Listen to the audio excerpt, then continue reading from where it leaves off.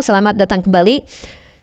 Ada bahasan, kali ini kita punya bahasan tentang ateisme. Karena ateisme itu sedang berkembang di Timur Tengah dan pertumbuhannya pesat sekali.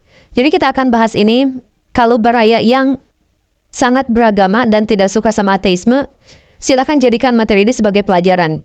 Kalau baraya yang ateis beneran dan nonton ini, ya itu mah terserah saja.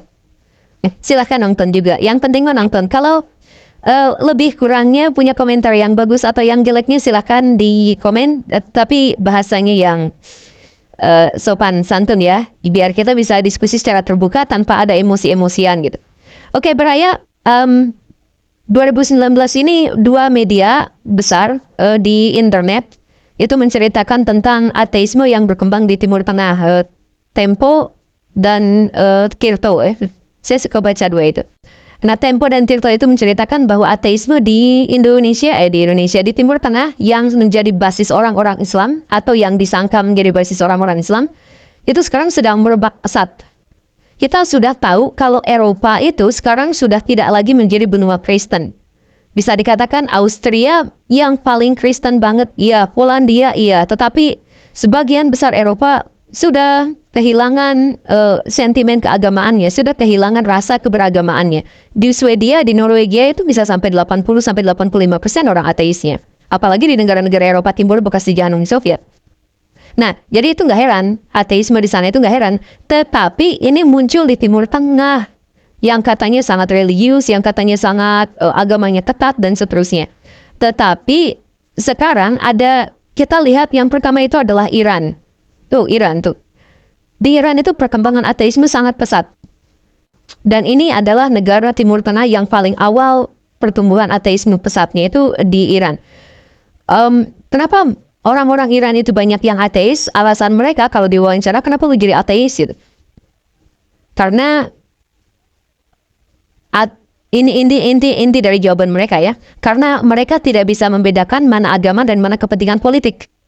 Jadi ketika pemerintah melakukan tindakan-tindakan yang tidak populer, misalkan mengeluarkan kebijakan-kebijakan yang tidak menyenangkan rakyatnya, mereka mengutip Al-Quran, mereka mengutip hadis, mereka mengutip dan menyatakan bahwa itu adalah bagian dari syariah Islam.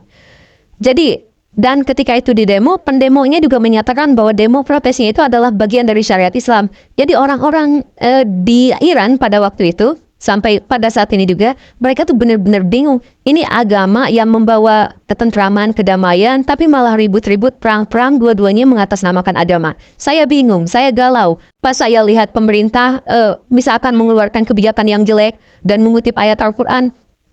Oh, ternyata kebijakan ini berasal dari Al-Quran. Kan begitu. Akhirnya, Iran adalah negara paling awal di Timur Tengah yang perkembangan ateismenya itu pesat sekali. Ada yang pindah ke Kristen, hanya sekitar 160.000 orang. 160.000 orang. Ya, tapi itu dalam jangka waktu sekitar 15 tahunan. Tapi lebih banyak ke pindah agamanya itu ke sekte-sekte spiritualis. Jadi yang sufi ekstrim. Tidak saya bertuhan tapi tidak beragama gitu. Ada juga yang ke ateis. Iran. Kemudian ada juga Mesir. Mesir itu juga sekarang, Mesir itu beberapa tahun yang lalu pernah diklaim sebagai negara paling beragama. Karena orang-orang yang diwawancara kebanyakan memang sangat peduli pada agamanya dan menganggap agama itu adalah bagian yang tidak terpisahkan dari dirinya. Itu Mesir. Tetapi data yang disebutkan, mana saya lupa datanya. Tapi ada data yang disebutkan bahwa Mesir itu sekarang sekitar 10 juta orang. Dari 87, artinya lebih dari 10%. Dari 87 juta orang Mesir, 89 sekarang mungkin ya, 10 jutanya itu sekarang menyatakan diri sebagai ateis. Apa alasan mereka menjadi ateis? Alasannya hampir sama dengan Iran. Mesir itu kan pernah terimbas Arab Spring, pernah terimbas perang gontok-gontokan untuk menjatuhkan pemimpin dan menggantikan dengan pemimpin yang lain gitu. Nah, sama, ternyata di Mesir itu kekerasan itu dilegitimasi oleh agama. Jadi orang-orang ulama-ulama fatwa ulama itu perang gitu. Fatwa ulama ini menyatakan bahwa kelompok itu kafir. Fatwa ulama ini menyatakan bahwa kelompok itu kafir. Padahal itu sebenarnya adalah kelompok-kelompok politik Jadi orang sudah benar-benar tidak bisa membedakan apakah ini kepentingan politik, apakah ini agama. Karena dua-duanya pakai dalil agama dan dua-duanya demi pembenaran kebijakan politik dan pembenaran kelompok politik. Gamang, bingung, tidak peduli, akhirnya ya udah saya menyatakan ateis saja. Kalaupun Tuhan itu ada, maka seharusnya dia tidak membiarkan hal ini terjadi. Itu kata orang-orang Mesir. Baraya harus paham kalau sekarang Baraya mengerjetkan dahi, aduh kok bisa gitu sih alasannya gak gini. Coba Baraya jadi ayah atau jadi ibu, kemudian ada anak yang umurnya 1 tahun atau 2 tahun, kemudian dia diledakkan oleh teroris, yang teroris itu teriak-teriak Allahu Akbar. Maka mungkin saja iman Baraya itu akan benar-benar terguncang. Anak keluarga yang paling disayangi diledakkan, dan yang meledakannya mengatasnamakan Tuhan. Kan ya, di Indonesia tidak terbayang bagaimana ceritanya kok jadi ateis hanya gara-gara konflik. Tetapi di Timur Tengah itu kondisinya seperti itu. Makanya akhirnya banyak sekali di Mesir, kita sekarang masih bahas Mesir, yang menolak beragama dan lepas, dan itu jumlahnya 10 juta. Artinya itu lebih banyak daripada Kristen Koptik di sana sekarang. Ya maaf.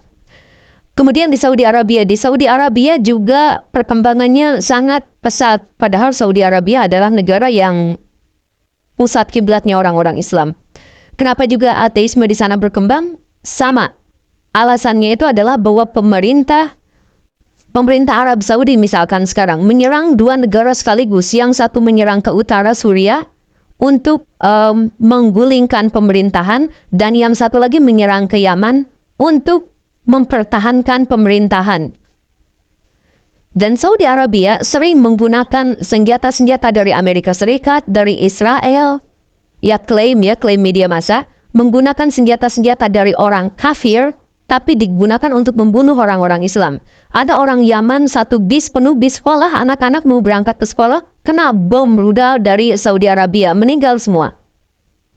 Nah, sekali lagi Baraya, kalau Baraya jadi orang tua dan kemudian melihat bahwa yang meledakan, maaf sekali ini tradis, yang meledakan, yang membunuh sanak keluarga kita itu adalah orang-orang yang berteriak takbir atau mengatasnamakan agama, itu iman langsung goncang itu pada waktu itu. Makanya di Arab Saudi itu katanya sampai 15% menyatakan saya tidak peduli lagi pada agama, dan 5% menyatakan benar-benar tidak beragama lagi sekarang.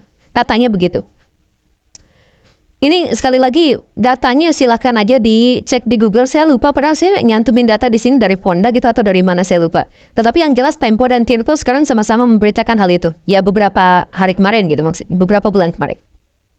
Begitu. Ini jadi keprihatinan kita bersama. Kita harap bahwa Timur Tengah tidak lagi bergolak. Ada lagi cerita di Turki. Nah, Turki juga sama. Turki tidak banyak kasus kekerasan seperti di negara-negara yang saya sebutkan sebelumnya.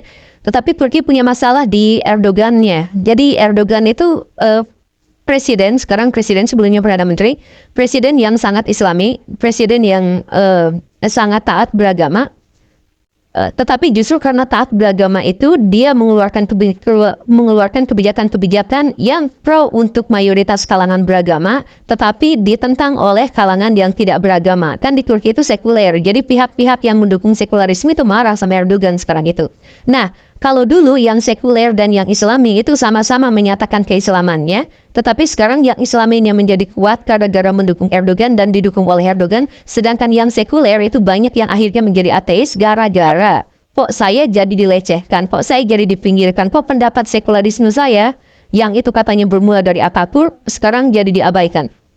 Nah, ya terserah Baraya menganggap itu benar atau salah, tetapi di Timur Tengah, di Turki jajak pendapatnya seperti itu, dan sekarang katanya orang ateis naik sampai 3 kali lipat di Turki sejak masa pemerintahan Erdogan. Datanya benar atau salah, silakan kunjungi, tetapi media-media arus utama menggambarkan yang seperti itu. Baraya begini, agama itu memang masalah yang sensitif, apalagi untuk orang-orang Islam. Orang-orang Islam itu adalah orang-orang yang menganggap agamanya itu sangat tidak bisa lepas dari dirinya gitu. Bahkan saya pernah sampaikan di episode yang sebelum-sebelumnya bahwa Islam itu adalah agama yang tidak bisa disekulerkan gitu. Kalau Kristen sekarang sekuler, menerima sekuler, oke. Buddha oke. Tetapi Islam itu sangat susah untuk disekulerkan karena Nabi Muhammad sendiri adalah tokoh negara, bukan hanya tokoh spiritual. Oke, Baraya, itu saja. Itu data-datanya. Semoga kita bisa ambil pelajaran bahwa ketika mencampur adukan antara politik dengan agama itu ternyata resikonya besar sekali. Saya bukan orang sekuler. Saya percaya bahwa agama itu, prinsip-prinsip agama itu harus menjadi dasar bagi tindakan-tindakan dan kebijakan-kebijakan politik. Tetapi saya sangat menolak keras kalau ada agama itu dijadikan sebagai alat-alat bagi kebijakan-kebijakan politik. Kemarin kita telah melalui pemilu di Indonesia yang kedua belah pihak membawa sentimen-sentimen agama untuk memperkuat kedudukannya. Saya menganggap itu sebuah masalah besar. Sekali lagi, saya bukan orang sekuler, apalagi saya bukan orang ateis. Saya menganggap agama itu harus ada dalam kehidupan berpolitik kita, tetapi bukan sebagai tunggangan, tetapi justru sebagai hatinya.